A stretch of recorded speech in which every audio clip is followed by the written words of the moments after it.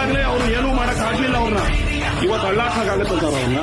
ದೋಸ್ತಿ ಅಂದ್ರೆ ಪ್ರಾಣ ಕೊಡ್ತಾರೆ ಅಂದ್ಕೊಂಡಿದ್ರು, ಆದ್ರೆ ಈಗ ಅದೇ ದೋಸ್ತಿ ನಟ ದರ್ಶನ್ ಪಾಲಿಗೆ ಮೃತ್ಯುವಾಗಿ ಕಾಡ್ತಿದೆ. ರೇಣುಕಾಸ್ವಾಮಿ ಹತ್ಯೆ ಪ್ರಕರಣದಲ್ಲಿ ಈಗ ಅತಿ ದೊಡ್ಡ ಮಹಾ ತಿರುವು ಸಿಕ್ಕಿದೆ.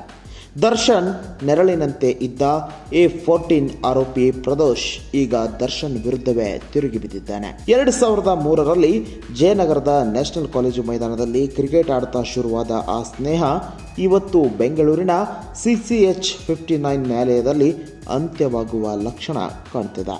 ಪ್ರದೋಷ್ ಸಲ್ಲಿಸಿರೋ ಆ 11 ಪುಟಗಳ ಮಾಫಿ ಸಾಕ್ಷಿ ಅರ್ಜಿ ಇದೆಯಲ್ಲ, ಅದು ಅಕ್ಷರಶಃ ಒಂದು ಹಾರರ್ ಸಿನಿಮಾ ಸ್ಕ್ರಿಪ್ಟ್ನಂತಿದೆ.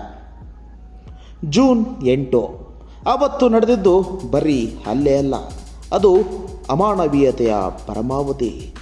ಪವಿತ್ರ ಗೌಡ್ಗೆ ಅಶ್ಲೀಲ ಸಂದೇಶ ಕಳುಹಿಸಿದ ಅನ್ನೋ ಒಂದೇ ಕಾರಣಕ್ಕೆ ರೇಣುಕಾಸ್ವಾಮಿಯನ್ನ ಶೆಡ್ಗೆ ತರಲಾಗಿತ್ತು. ಪ್ರದೋಷ್ ಕಣ್ಣು ಮುಂದೆಯೇ ದರ್ಶನ್ ರೌದ್ರಾವತಾರ ತಾಳಿದ್ರು. ರೇಣುಕಾಸ್ವಾಮಿಯ ಬಟ್ಟೆ ಬಿಚ್ಚಿಸಿ ಕೇವಲ ಒಳ ಉಡುಪಿನಲ್ಲಿ ನಿಲ್ಲಿಸಿ ಚಪ್ಪಲಿಯಿಂದ ಹೊಡೆಯಲಾಯಿತು. ಯಾವಾಗ ಇನ್ಸ್ಟಾಗ್ರಾಮ್ನಲ್ಲಿ ಗೌತಮ್ ಹೆಸರಿನ ಪ್ರೊಫೈಲ್ ಸಿಕ್ಕಿತೋ ದರ್ಶನ್ ತಾಳ್ಮೆ ಕಳೆದುಕೊಂಡ್ರು. ರೇಣುಕಾಸ್ವಾಮಿಯ ಖಾಸಗಿ ಅಂಗಕ್ಕೆ ಸಾಲು ಸಾಲು ಒದೆ ನೀಡಿ ಎದೆ ತುಳಿದು ಪ್ರಾಣ ಪಕ್ಷಿ ಹಾರುವಂತೆ ಮಾಡಿದ ಆ ಕರಾಳ ಸತ್ಯವನ್ನ ಪ್ರದೋಷ್ ಎಳೆ ಎಳೆಯಾಗಿ ಬಿಚ್ಚಿಟ್ಟಿದ್ದಾನೆ. ಅಲ್ಲೇ ಇರೋದು ನೋಡಿ ಅಸಲಿ ಟ್ವಿಸ್ಟ್. ರೇಣುಕಾಸ್ವಾಮಿ ಸತ್ತಿದ್ದಾನೆ ಅಂತ ಗೊತ್ತಾದ ತಕ್ಷಣ ದರ್ಶನ್ ಗಾಬರಿಯಾದರು. ಪ್ರದೋಷ್ಗೆ ಗನ್ ತೋರಿಸಿ ನನಗೆ ಸಹಾಯ ಮಾಡಲೇಬೇಕು, ಇಲ್ದಿದ್ರೆ ಇಲ್ಲೇ ಗುಂಡು ಹಾರಿಸಿಕೊಂಡು ಸಾಯ್ತೀನಿ ಅಂತ ಬೆದರಿಕೆ ಹಾಕಿದ್ರು.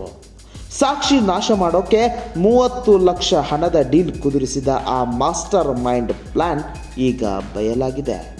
ಇವತ್ತು ಕೋರ್ಟ್ ಮಹತ್ವದ ತೀರ್ಪು ನೀಡಿದೆ.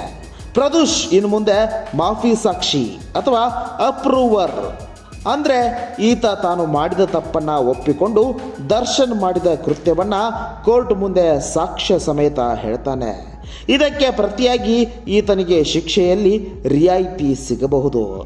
ಆದರೆ ಈತನ ಹೇಳಿಕೆಗಳು ದರ್ಶನ್ ಮತ್ತು ಪವಿತ್ರ ಗೌಡರನ್ನ ಶಾಶ್ವತವಾಗಿ ಜೈಲಿನಲ್ಲಿಡುವ ಶಕ್ತಿ ಹೊಂದಿಹುದು.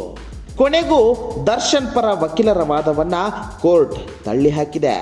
ದರ್ಶನ್ ಬೆನ್ನಿಗೆ ನಿಂತಿದ್ದ ಗೆಳೆಯನೇ ಈಗ ಅತಿ ದೊಡ್ಡ ಮುಳ್ಳಾಗಿದ್ದಾನೆ.